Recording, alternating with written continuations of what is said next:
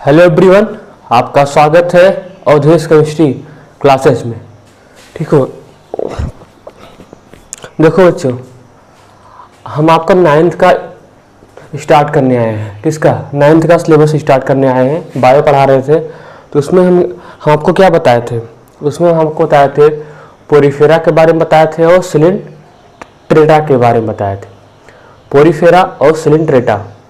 देखो एक बार सुन लो, आपका सिलेबस चाहे फिजिक्स हो चाहे केमिस्ट्री हो, ठीक है, चाहे बायो हो, सब कंप्लीट होगा, लेकिन थोड़ा सा पेशेंस रखो।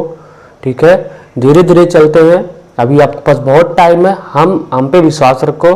ठीक है, हमारे चैनल को लाइक करो, सब्सक्राइब करो, जितना हो सकता है शेयर करो। हम कुछ भी नहीं छोड़ेंगे। ठीक है, हम कुछ भी नहीं छोड़ेंगे, चाहे फिजिक्स हो चाहे आपका केमिस्ट्री हो। धीरे धीरे सब पे आएंगे, लेकिन थोड़ा सा पेशेंस रखो। ठीक है, आज स्टार्ट करते हैं प्लेटी हेलमिंथिस। क्या स्टार्ट करते हैं? प्लेटी हेलमिंथिस। प्लेटी हेलमिंथिस प्लेटी हेलमिंथिस से स्टार्ट करते हैं। क्या स्टार्ट करते हैं? प्लेटी हेलमिंथिस। ध्यान से पढ़ना, बहुत बड़ा टॉपिक है। Diversity in living organism start करने का पर्पज यही था कि इसको जल्दी से फिनिश किया जाए। ठीक है, ध्यान से देखना इसको। तो प्लेटी हेलमिंथिस, देखो प्लेटी हेलमिंथिस होता क्या है? प्लेटी हेलमिंथिस, यह इसको कहते हैं, प्लेटी हेलमिंथिस को फ्लैट वार्म कहते हैं। क्या कहते हैं? फ्लैट वार्म कहते हैं। फ्लैट वार्म कहते हैं। थोड़ी थोड़ी से धीरे धीरे सबको जानो। प्लेटी हेलमिंथिस को क्या कहते हैं? फ्लैट वार्म कहते हैं। क्या कहते हैं? Flat worm. प्लेटी हेलमिंथिस को क्या कहते हैं? Flat worm. और जब भी बैठना एनसीईआरटी लेके बैठना, बिना एनसीईआरटी के कभी मत बैठना। ठीक है, कि एनसीईआरटी टू द पॉइंट बताएंगे, एनसीईआरटी से ज़्यादा कुछ नहीं बताएंगे तुम्हारे में। तो प्लेटी हेलमिंथिस को क्या कहते हैं? फ्लैट वार्म कहते हैं। क्यों कहते हैं फ्लैट वार्म? इसकी जो बॉडी होती है प्लेटी हेलमिंथिस की, यह बॉडी डॉर्सली वेंट्रली होती है। क्या होती है? डॉर्सली वेंट्रली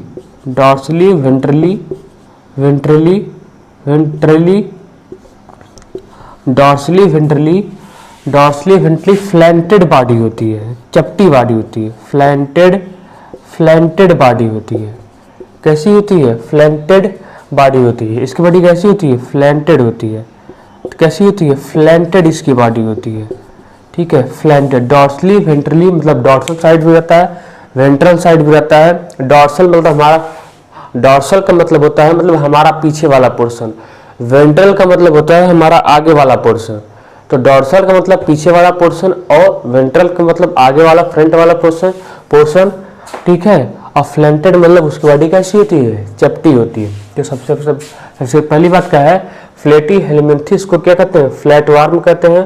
दूसरा डॉर्सली वेंट्रली होती है। इसकी बॉडी कैसी होती है? डॉर्सली वेंट्रली और फ्लैंटेड बॉडी होती है। इसी की वजह से इसे क्या कहते हैं? फ्लैट वार्म कहते हैं। इसी की वजह से इसे क्या कहते हैं? फ्लैट वार्म कहते हैं। ठीक है, इसी की वजह से इसे क्या कहते हैं? फ्लैट वार्म कहा जाता है, इसी की वजह से। तो प्लेटी हेलमिंथिस, देखो बच्चों, अगर थोड़ा सा कहीं पे भी स्पेलिंग में मिस्टेक हो, ठीक है, कहीं पर भी उसको आप, ठीक है, उसको सुधार लीजिएगा, क्योंकि पढ़ाते समय हो सकता है इधर का कुछ उधर हो ही जाता है। ठीक है, आप कंसेप्ट को समझे, स्पेलिंग आपको सही करना है तो आप एनसीईआरटी भी जाइए, वहां से सही कीजिएगा। ठीक है, उसे हम कोशिश करेंगे सही करने के लिए। आया तो नहीं समझ में?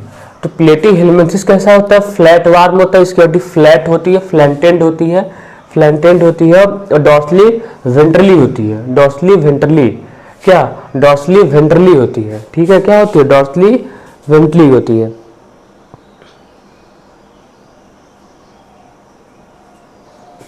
कैसी होती है? डॉर्सली वेंट्रली होती है। इतना आया समझ में? डॉर्सली वेंट्रली होती है। डॉर्सली वेंट्रली होती है। तो इसकी बॉडी कैसी होती है? डॉर्सली वेंट्रली और फ्लैंटेड बॉडी होती है। मतलब क्या होता है? फ्लैट होता है, इसलिए इसे क्या कहते हैं? फ्लैट वार्म कहते हैं। तो देखो धीरे धीरे जानो फ्लैट वार्म, जिसको इसको रफ करते हैं। ठीक है, इतना नोट कर लिए हो गया। अब देखो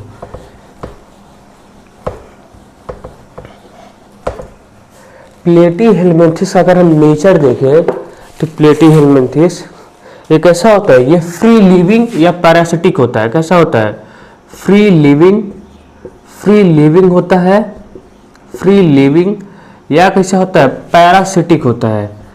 पैरासिटिक मतलब दूसरे पे पैरासाइट रहता है, पैरासिटिक रहता है। तो कैसा होता है, ये फ्री लिविंग होगा या क्या होगा, पैरासिटिक होगा।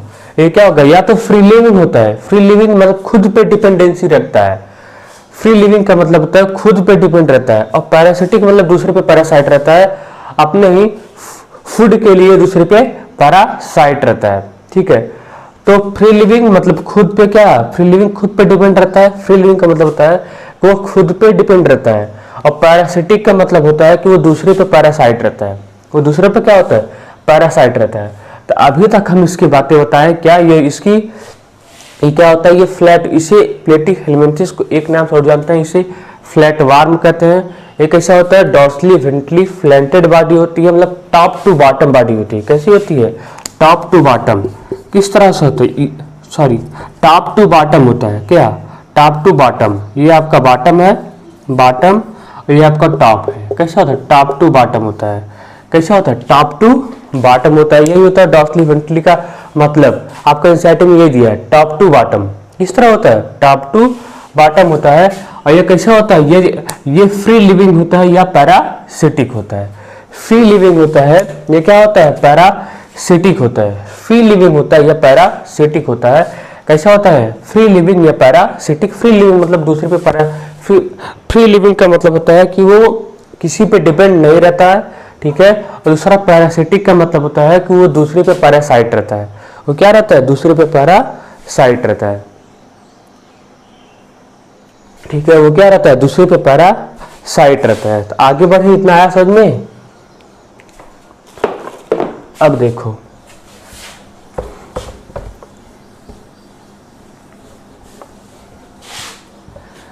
इसकी जो बॉडी होती है वो सिलिंड्रेटा से मोर डिजाइन बॉडी होती है। इसकी बॉडी कैसी होती है, सिलिंड्रेटा से मोर डिजाइन बॉडी होती है। मोर डिजाइन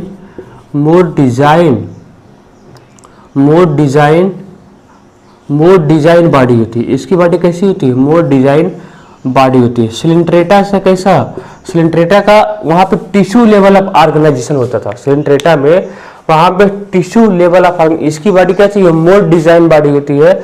इसमें टिश्यू के साथ साथ ऑर्गन का भी फॉर्मेशन होता है। इसमें टिश्यू के साथ साथ क्या होता है, इसमें टिश्यू के साथ साथ ऑर्गन का भी फॉर्मेशन होता है। इसमें टिश्यू के साथ साथ क्या होता है, ऑर्गन का भी फॉर्मेशन होता है। तो इसमें टिश्यू के साथ साथ क्या होता है, ऑर्गन का भी फॉर्मेशन होता है। मोर डिजाइन बॉडी, इसमें टिश्यू के साथ साथ क्या होता है, टिश्यू के साथ साथ, इसमें टिश्यू के साथ साथ क्या होता है, इसमें टिश्यू के साथ साथ क्या, ऑर्गन का भी फॉर्मेशन होता है। इसमें टिश्यू के साथ साथ क्या होता है, ऑर्गन का भी फॉर्मेशन होता है। मोर डिजाइन बॉडी मतलब मोर डिफरेंशिएटेड होता है, मोर डिफरेंशिएटेड। फ्लैट वार्म कैसा होता है, मोर डिफरेंशिएटेड होता है। मोर डिजाइन बॉडी होता है मतलब इसमें टिश्यू के साथ साथ क्या, ऑर्गन का भी फॉर्मेशन होता है। मतलब टिश्यू का तो फॉर्मेशन होता ही है, लेकिन टिश्यू से क्या, टिश्यू से ऑर्गन का भी फॉर्मेशन होता है। मतलब इसमें ऑर्गन भी बनते हैं। इसके ऐसे हमारा ऑर्गन क्या है, लीवर, हार्ट, किडनी सब क्या है, इसमें भी ऑर्गन का भी फॉर्मेशन होता है। जब ग्रुप ऑफ टिश्यू बन जाते हैं, उसी ग्रुप ऑफ टिश्यू का एक स्पेसिफिक वर्ग डिफाइन हो जाता है, उसी को ऑर्गन कहते हैं। ग्रुप ऑफ टिश्यू को भी मान लो क्या कहते हैं, ग्रुप ऑफ टिश्यू मिलकर क्या बनाते हैं, ऑर्गन बनाते हैं। ग्रुप ऑफ टिश्यू मिलकर क्या बनाते हैं, ऑर्गन बनाते हैं ना, समझ में। इससे ग्रुप ऑफ सेल मिलकर क्या बनाए, टिश्यू बनाए। ग्रुप ऑफ टिश्यू मिलकर क्या बनाए, ऑर्गन बनाए। ठीक है, अब ऑर्गन के बाद क्या बनेगा, ऑर्गन सिस्टम बनेगा।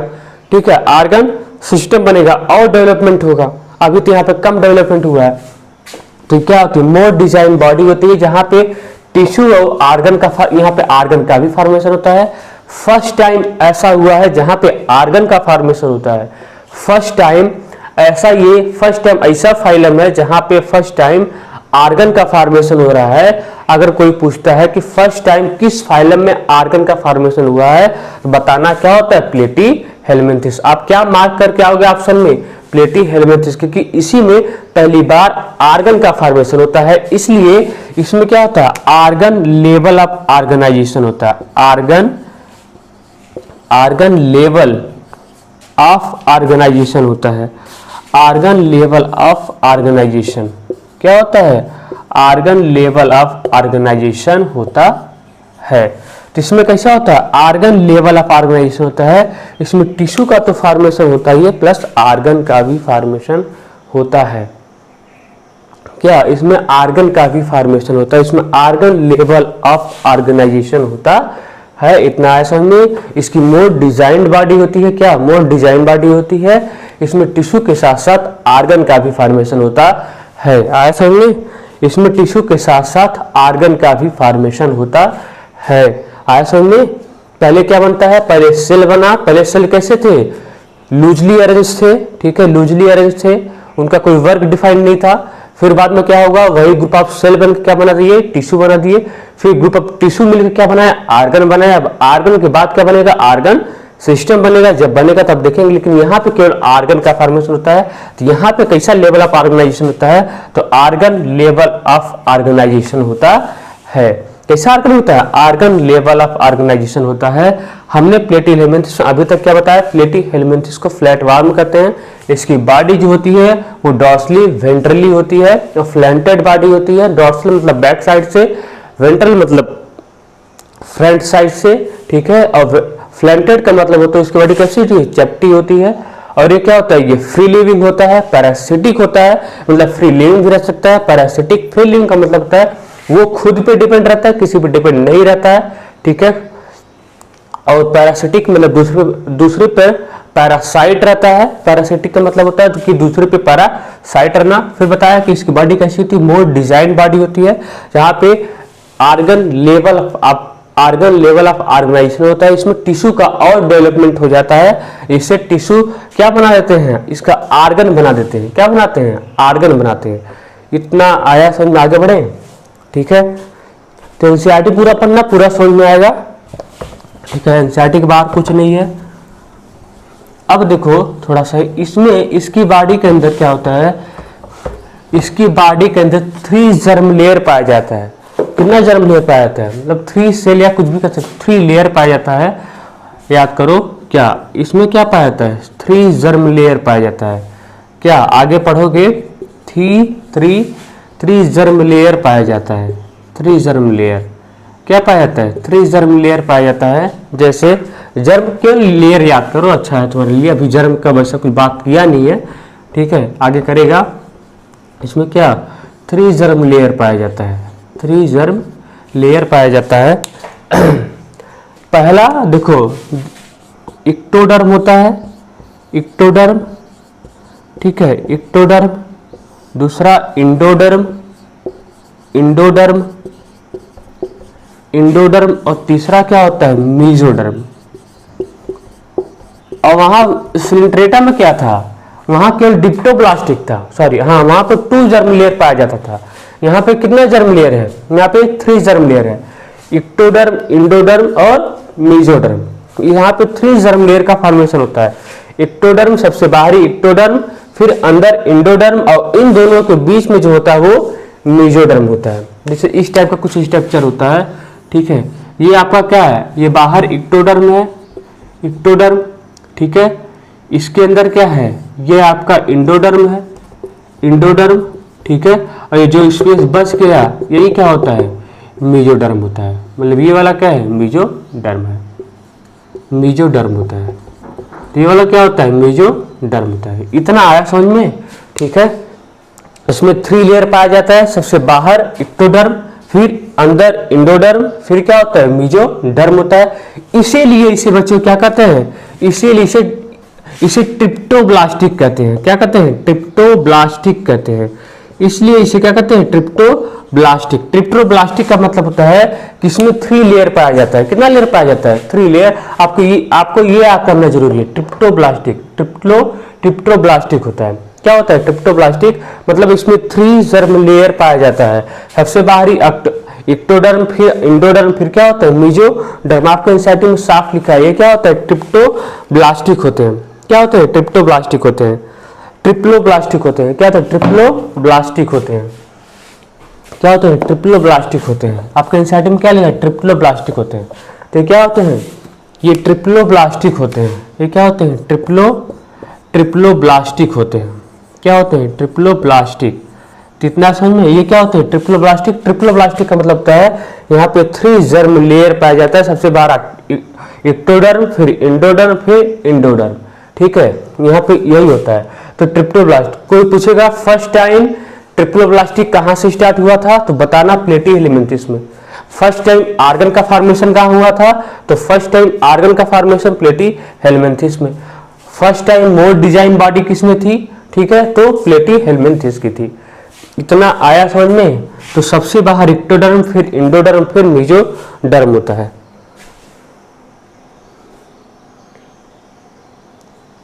सबसे बाहर एक्टोडर्म, फिर इंडोडर्म, फिर क्या होता है? मेसोडर्म होता है। ठीक है, प्लेटी हेलिमेंथिस। और ये कैसा होता है? ट्रिप्लोब्लास्टिक होता है। आर्गन लेवल ऑफ ऑर्गेनाइजेशन होता है। जितना बातें बता रहा हूं, और ये फ्री लिविंग होता है, पैरासिटिक होता है, उतना बातें मेमोराइज करना तुम्हारे एग्जाम के लिए, exam of point of view के लिए, आपके लिए आसान होगा। लिखना आसान होगा, समझना आसान होगा। जब क्लास में पढ़ाया जाएगा तब भी आसान होगा, क्योंकि पहले से पढ़े रहोगे। ठीक है, तो यह क्या होता है? ट्रिप्लोब्लास्टिक होता है। इसका मतलब होता है इसमें 3 जर्म लेयर पाया जाता है, या 3 लेयर पाया जाता है। आगे पढ़ोगे जर्म लेयर, लेकिन वैसे होता तो जर्म लेयर ही है, लेकिन आपके एनसीईआरटी में ऐसा कुछ मेंशन नहीं किया है कि ये जर्म लेयर है। ये बोला केवल यहाँ पे 3 लेयर पाया जाता है। सबसे बाहर एक्टोडर्म, फिर इंडोडर्म, फिर मेसोडर्म होता है। ठीक है, एक्टोडर्म सबसे बाहर, इंडोडर्म अंदर, और इंडो के बीच में जो होता है वो क्या होता है? इन बिटवीन वो मेसोडर्म होता है। इतना आया समझ में? मोटा, ठीक है, मोटी मोटा में बोलो। तुम लोग यार कुछ बोलते रही हो। ठीक है, अब आगे बढ़े।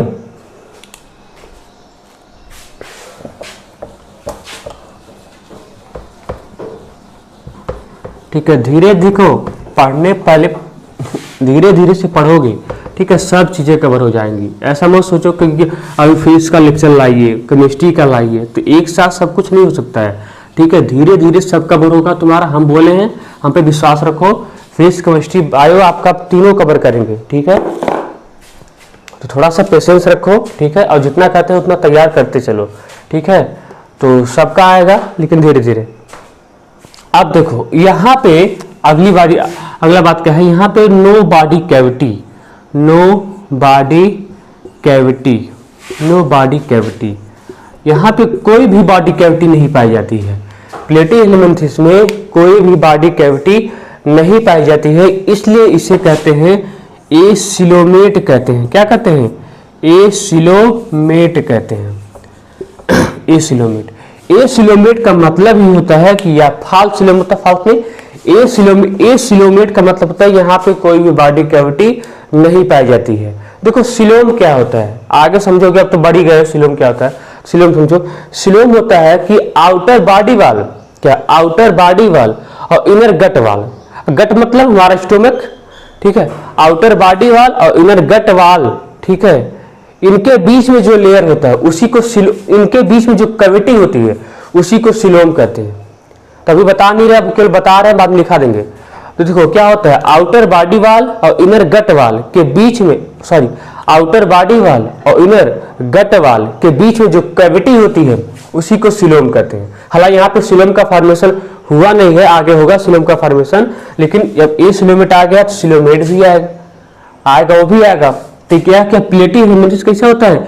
ए सिलोमेट होता है। यहाँ पे कोई बॉडी कैविटी नहीं पाई जाती है। किसके किसके बीच में? आउटर बॉडी वाल इनर गट वाल के बीच में यहाँ पे कोई बॉडी कैविटी नहीं पाई जाती है, इसी को कहते हैं एसिलोमेट कहते हैं। तो आएगा क्वेश्चन कि एसिलोमेट कौन होता है, तो बताना एसिलोमेट प्लेटी हेलिमेंथिस होता है, और एसिलोमेट पोरीफेरा भी होता है, एसिलोमेट सिलेंट्रेटा भी होता है। आया? इतना आप याद करके चलना। हम लास्ट में हालांकि समराइज कर देंगे, लेकिन आप इतना याद करके चलना। ठीक है क्या? तो प्लेटी हेलिमेंथिस कैसा होता है? एसिलोमेट होता है, मतलब इसमें किसी भी प्रकार की कोई बॉडी कैविटी नहीं पाई जाती है। वो भी किसके किसके बीच में? आउटर बॉडी वाल और इनर गट वाल के बीच में कोई भी बॉडी कैविटी नहीं पाई जाती है। और कहीं मत बता देना। ठीक है। बॉडी कैविटी तो कई तरीके से होता है, लेकिन ये body cavity specific body cavity है जहां केवल आउटर बॉडी वाल और इनर गट वाल के बीच में ही पाई जाएगी। नहीं पाई जाएगी तो नहीं पाई जाएगी, अगर पाई जाएगी तो पाई जाएगी। तो यहाँ पे फिलहाल फ्लैटी हेलमिंथिस में किसी भी प्रकार की कोई भी यहाँ पे बॉडी कैविटी नहीं पाई जा रही है। किसके किसी बीच में, आउटर बॉडी वाल और इनर गट वाल के बीच में कोई बॉडी कैविटी नहीं पाई जाती है। आप सीधा सीधे याद करो, आप सीधे सीधे याद करो कि प्लेटी हेलमिंथिस क्या होता है, एसिलोमेट होता है। प्लेटी हेलमिंथिस कैसा होता है, एसिलोमेट होता है। आया इतना समझ में? तो प्लेटी हेलमिंथिस कैसा होता है, एसिलोमेट होता है। आगे बढ़े,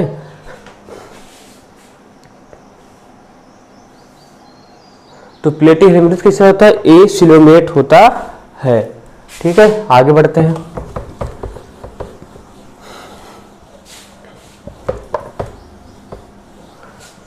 देखो प्लेटी हेलमिंथिस जो होता है वो क्या होता है, आपके एनसीईआरटी में दिया है कि प्लेटी हेलमिंथिस बाइलेटरल सिमेट्री होता है। कैसे होता है, बाइलेटरल सिमेट्री होता है। कैसे होता है, बाइलेटरल सिमेट्री, बाइलेटरल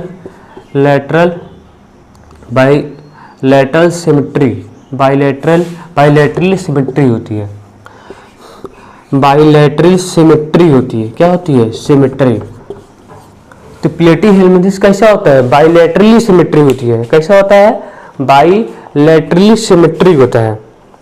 तो प्लेटी हेलमिंथिस कैसा होता है, बाइलेटरली सिमेट्री होता है। क्या होता है, बाइलेटरली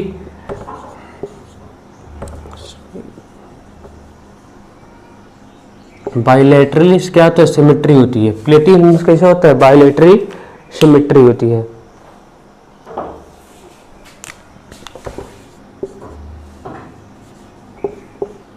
तो प्लेटी हेलमिंथिस कैसा होता है, बाइलेटरली सिमेट्री होती है। क्या होती है, बाइलेटरल सिमेट्री होती है। तो कोई पूछेगा कि पोरीफेरा कौन सी सिमेट्री था, पोरीफेरा तो एसिमेट्रिक था। ठीक है, सिलेंट्रेटा कैसा था, वो रेडियल सिमेट्री था। एनसीईआरटी में दिया नहीं है, आगे बताएंगे। और ये कैसा होता है, सिमेट्री, ये बाइलेटरली सिमेट्री होता है। कैसा होता है, बाइलेटरल सिमेट्री होती है।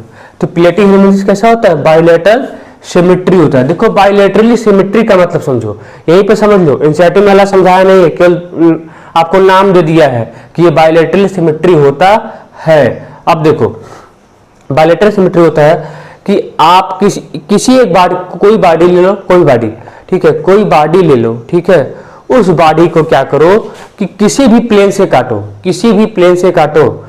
कोई बॉडी लो, उसको किसी भी प्लेन से काटो, लेकिन वह बॉडी, ठीक है, किसी प्लेन नहीं, एक स्पेसिफिक प्लेन से काटो, किसी प्लेन नहीं, वो अलग हो जाएगा। कोई बॉडी लो, ठीक है, उसको एक स्पेसिफिक, एक वर्टिकली प्लेन से काटो, मतलब एक उसका जो प्लेन वो डिफाइन हो, स्पेसिफिक प्लेन हो, वो प्लेन क्या है, वो डिफाइंड प्लेन हो जो उसको लेफ्ट एंड राइट में डिवाइड कर सके, और उसको उस बॉडी के सेंट्रल एक्सिस से पास करना चाहिए, उस बॉडी के सेंट्रल एक्सिस से पास करना चाहिए। उसी वो टू हाफ इक्वल में डिवाइड होना चाहिए, इक्वल में, अनइक्वल नहीं, इक्वल में डिवाइड होना चाहिए। उसी को कहते हैं बाइलेटरल सिमेट्री कहते हैं। तो क्या कहते हैं, कोई बॉडी लो, ठीक है, उसको एक वर्टिकल प्लेन से काटो, वर्टिकली प्लेन से काटो, मतलब एक स्पेसिफिक प्लेन से काटो, वो प्लेन डिफाइन हो, ठीक है। ऐसा नहीं कि हम किसी भी प्लेन से काट दी, वो सेंट्रल एक्सिस से पास कर गया और दो इक्वल भागों में डिवाइड कर गया, ठीक है, वो तो दूसरी सिमेट्री हो जाएगी, वो बाइलेटरल सिमेट्री नहीं होगी। तो बाइलेटरल सिमेट्री क्या होती है, बाइलेटरल सिमेट्री होती है कि आप एक बॉडी लो, उसको हम एक वर्टिकली प्लेन से काटे, हमारा प्लेन डिफाइन हो, जिसको उसको लेफ्ट या राइट में इक्वल भागों में डिवाइड कर सके, और उस बॉडी की वो लाइन उस सेंट्रल एक्सिस से पास करना चाहिए। जिस लाइन से काट रहे हो वो तुम्हारे काटने वाले, वो काटने वाली लाइन कहां से पास करनी चाहिए, उसकी उस बॉडी के सेंट्रल एक्सिस से पास करनी चाहिए, उस बॉडी के सेंट्रल एक्सिस से पास करनी चाहिए। कहां से, उस बॉडी के सेंट्रल एक्सिस से पास करनी चाहिए। मान लो ये कोई क्या है, मैन है, ठीक है, ये कोई क्या है, कोई भी आदमी है, ठीक है, कोई भी आदमी है। मान लो हम एक प्लेन डिफाइन कर दिए हैं, यही वाला प्लेन, ठीक है, इस प्लेन से वर्टिकली काट रहे हैं, ठीक है, इस प्लेन से वर्टिकली काट रहे हैं, देखो उसके सेंट्रल एक्सिस से भी पास कर रहा है क्या, उसके सेंट्रल एक्सिस से भी पास कर रहा है, इसको लेफ्ट एंड राइट में 2 इक्वल भाग में डिवाइड भी कर रहा है। ठीक है, यानी हमारा एक स्पेसिफिक प्लेन है, डिफाइन प्लेन है, हम यही प्लेन डिफाइन किए हैं। अगर और कहीं से काटोगे, भले ही इक्वल भागों में डिवाइड हो, भले ही इसके सेंट्रल एक्सिस से पास करे, लेकिन वो बायलैटरल सिमेट्री नहीं होगा। बायलैटरल सिमेट्री के लिए हमको प्लेन डिफाइन करना पड़ेगा। हाँ भैया, हम इसी प्लेन से काट रहे हैं, वो प्लेन ऐसा होना चाहिए जो इसके सेंट्रल एक्सिस से पास करना चाहिए, इसको 2 इक्वल भागों में डिवाइड करना चाहिए। ऐसा नहीं 2 इक्वल भागों में डिवाइड न करे, वो डिवाइड करना चाहिए, वही होता है बायलैटरल सिमेट्री होता है। ठीक है, और जो बता रहा हूं वो क्या होता है, रेडियल सिमेट्री होता है। रेडियल सिमेट्री क्या होता है कि आप किसी भी प्लेन से काटो, किसी भी प्लेन से काटो, किसी भी प्लेन से काटो, किसी भी प्लेन से काटो, वो उसके सेंट्रल एक्सिस से पास करना चाहिए और 2 इक्वल भागों में डिवाइड होना चाहिए, वो होता है रेडियल सिमेट्री। रेडियल मतलब किसी भी प्लेन से काटो, और बायलैटरल सिमेट्री मतलब ये एक स्पेसिफिक प्लेन होता है, डिफाइंड प्लेन होता है। आपको बताना पड़ेगा कि हम किस प्लेन से इसको काट रहे हैं। ठीक है, और वो 2 इक्वल भागों में डिवाइड होना चाहिए और इसको सेंट्रल एक्सिस से पास करना चाहिए, बॉडी के सेंट्रल एक्सिस से पास करनी चाहिए, उसके सेंटर से पास करनी चाहिए। तो इतना आया। तो प्लेटिंग हेमिस कैसे होता है, बायलैटरल सिमेट्री होता है। कैसा होता है, बायलैटरली सिमेट्री होता है। ठीक है, क्या होता है, बायलैटरल सिमेट्री होता है, इतना याद कर आना। ठीक है, ये क्या होता है, बायलैटरल सिमेट्री होता है। इसका एग्जाम्पल देख लो, एग्जाम्पल जो आपको दिया है। ठीक है, एग्जाम्पल देखो, इसमें एग्जाम्पल क्या दिया है, बाकी तो लगभग हम पढ़ ही चुके हैं। ठीक है, कुछ पढ़ दे रहे हैं जो नहीं पढ़े। देखो क्या है, body animal in this group is far more complexly design, बताया मोर डिजाइन बॉडी होती है, वो भी कॉम्प्लेक्सली होली, वो सिंपली डिजाइन नहीं होती है कि सिंपली डिजाइन हो जाए। ठीक है, then in the 2 other group we have considered so far, body is bilateral symmetrical, बता दिया meaning, left and right half of the body have the same design, मतलब उसका हम सेम डिजाइन से काटें, जो एक स्पेसिफिक प्लेन हो, उसको प्लेन को आपको बताना पड़ेगा और उस बॉडी के सेंट्रल एक्सिस पास करना चाहिए और लेफ्ट और राइट में डिवाइड होना चाहिए 2 इक्वल पार्ट में। ठीक है, सेम डिजाइन क्या है। फिर क्या है, there are 3 layer of cell from which differentiated tissue can be made, मतलब वहाँ पे 3 टाइप के टिश्यू का फॉर्मेशन होता है, वहाँ पे 3 टाइप का टिश्यू का फॉर्मेशन होता है। सबसे बाहर एक्टोडर्म, फिर एंडोडर्म, फिर मेसोडर्म होता है, इसलिए इसे कहते हैं ट्रिप्लोब्लास्टिक कहते हैं। सबको दिया है, इसलिए इसे ट्रिप्लोब्लास्टिक कहते हैं। और मोर डिफरेंशिएटेड टिश्यू होता है, बहुत ज्यादा अमाउंट में टिश्यू का फॉर्मेशन होता है, तभी तो आर्गन बनाएंगे, अगर कम टिश्यू बनेगा तो थोड़ी आर्गन बनाएगा। मोर डिफरेंशिएटेड क्या होता है, टिश्यू का फॉर्मेशन होता है, इसलिए आर्गन का फॉर्मेशन होता है। ठीक है, Which is why such animal is called triploblastic, इसलिए इसे कहते हैं ट्रिप्लोब्लास्टिक, किसमें 3 टाइप का टिश्यू पाया जाता है, सबसे बाहर एक्टोडर्म, एंडोडर्म, फिर मेसोडर्म होता है, इसलिए इसे कहते हैं ट्रिप्लोब्लास्टिक कहते हैं। इसमें हालांकि एक्टोडर्म, एंडोडर्म, मेसोडर्म का नाम स्पेसिफाई नहीं किया, लेकिन आपको याद करना पड़ेगा, हम बता दिए हैं।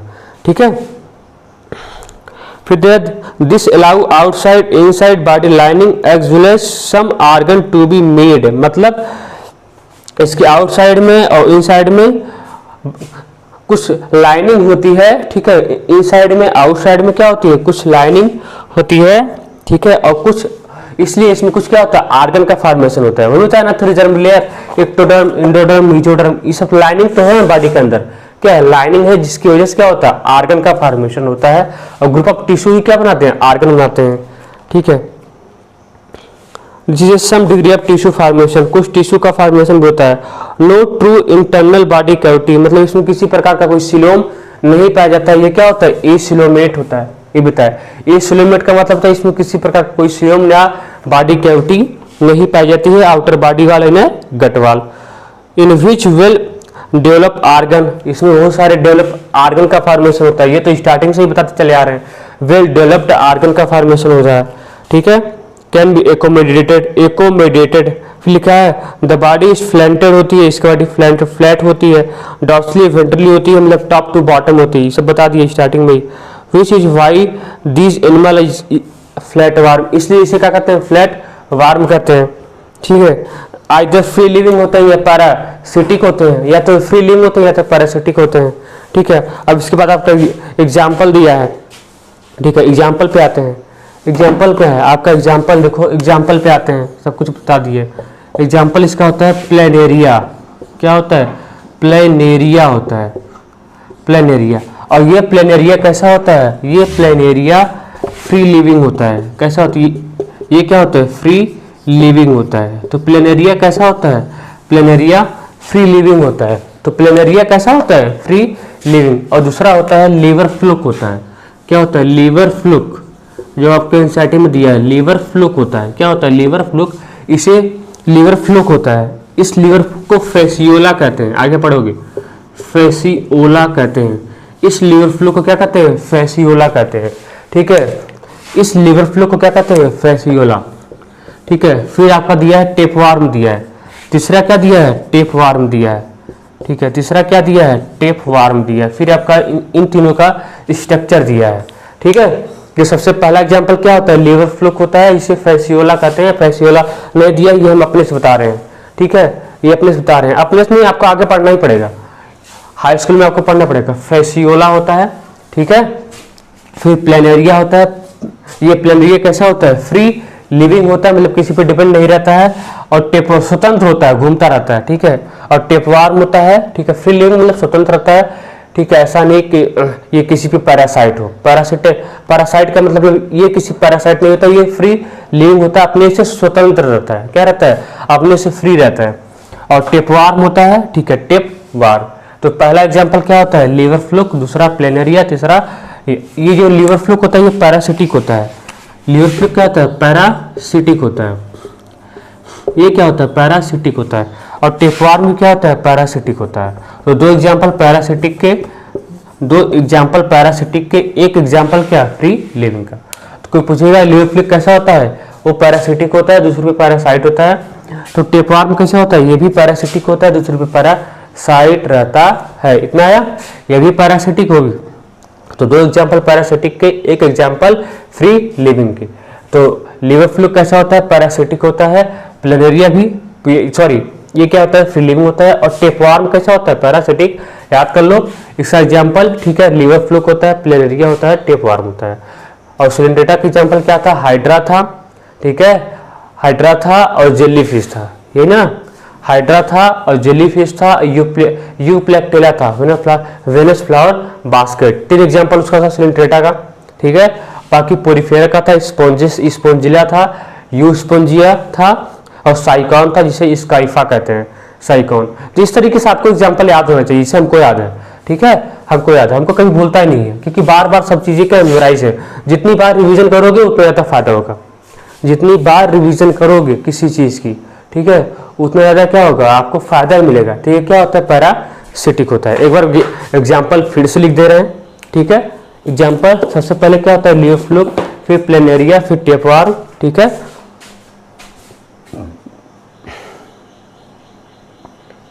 ठीक है, एग्जाम्पल एक बार फिर से लिख दे रहे हैं तुम्हारे कहानी को।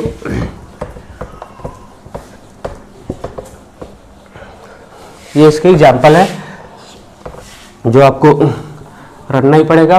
तो एग्जाम्पल अगर फिर से देख लो, एग्जाम्पल क्या? एग्जाम्पल सबसे पहला क्या था? एग्जाम्पल प्लेनेरिया जो क्या होता है? फ्री लिविंग होता है। फ्री लिविंग स्वतंत्र होता है, अपने से किसी पे पैरासाइट नहीं रहता है। दूसरा लीवर फ्लूक होता है, लीवर फ्लूक, ठीक है। लीवर फ्लूक होता है जो क्या होता है? पैरासिटिक होता है, ठीक है। और फिर तीसरा होता है टेपवार्म होता है। तीसरा क्या होता है? टेपवार्म। तीसरा टेपवार्म, ये भी क्या होता है? पैरासिटिक होता है। टेपवार्म कैसा होता है? पैरासिटिक होता है। तो इतनी बातें जानना जरूरी है। तो प्लेनेरिया कैसा होता है? Free living. लीवर फ्लूक कैसा होता है? पैरासिटिक।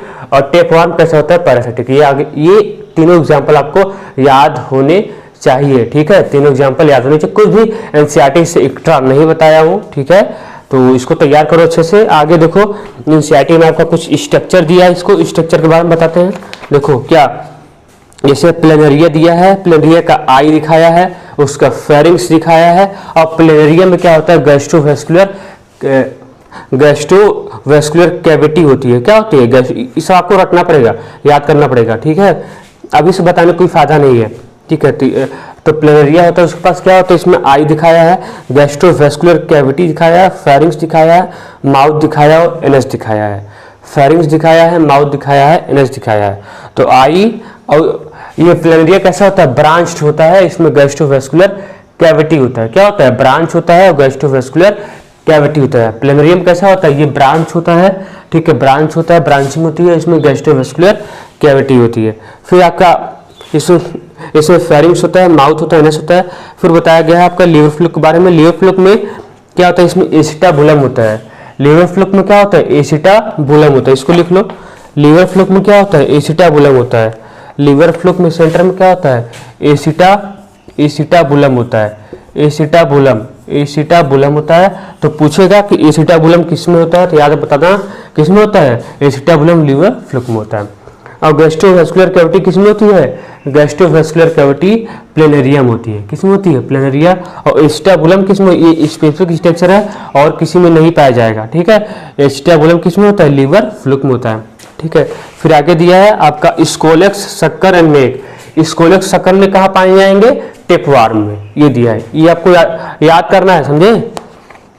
तो आई होता है प्लेनेरिया, जिसके पास आई होता है, गैस्ट्रोवेस्कुलर कैविटी होती है, फेरिंग्स होता है, ठीक है, और एनएस होता है, और इसका माउथ होता है। फेरिंग्स, एनएस, माउथ होता है। फिर बताया लीवर फ्लूक। लीवर फ्लूक में क्या होता है? एसिटाबुलम होता है। क्या होता है? एसिटाबुलम होता है। फिर बताया किसके बारे में? टेपवार्म के बारे में। टेपवार्म में हुक होता है, शक्कर होता है। क्या होता है? स्कोलेक्स होता है, हुक होते हैं, शक्कर होते हैं, ठीक है। स्कोलेक्स, हुक एंड शक्कर होते हैं, और इसका नेक रीजन होता है। तो ठीक है, इतना तैयार करो। आपका एनसीईआरटी फिनिश कर दिया। प्लेटी एलिमेंट्स आगे पढ़ाएंगे, निमेटोडा, ठीक है। और देखिए जैसे ही ये लेक्चर आपका कंप्लीट होता है, फिजिक्स का भी लेक्चर आएगा 9th का। तब तक आप शेयर कीजिए हमारे लेक्चर को, ठीक है, सब्सक्राइब कीजिए, लाइक कीजिए, बेल आइकन को जरूर प्रेस कीजिए, ठीक है। और जितना हो सकता है गाइस इसके शेयर करो, जितना हो सकता है। इस तरीके से कोई नहीं पढ़ाएगा। देखो सब लोग क्या करते हैं, एनसीईआरटी लेके पढ़ा। हमने एनसीईआरटी से आपको बता दिया, हमने ये चीज़ एनसीईआरटी में आपको बता दी है, ठीक है। इस तरीके से फिर आप एनसीईआरटी अब अच्छे से पढ़ सकते हो। अब आएगी बस सारी बातें समझ में, ठीक है। तो अच्छे से पढ़ाई करते रहो, अगले लेक्चर का इंतजार करते रहो जब भी आ जाए, ठीक है। अब 3 फाइल बताया, पोरिफेरा, सिलेंडरा और प्लेटी हेलमिंथेस, उसको आप तैयार करते रहिए, ठीक है। इस सिलेबस के खत्म होने के बाद हम आपका टेस्ट भी लगा देंगे, ठीक है। टेस्ट भी आपको, पेपर भी आपको, एक्सरसाइज प्रोवाइड कर देंगे, ठीक है। कहीं से भी करेंगे लेकिन करेंगे जरूर, ठीक है।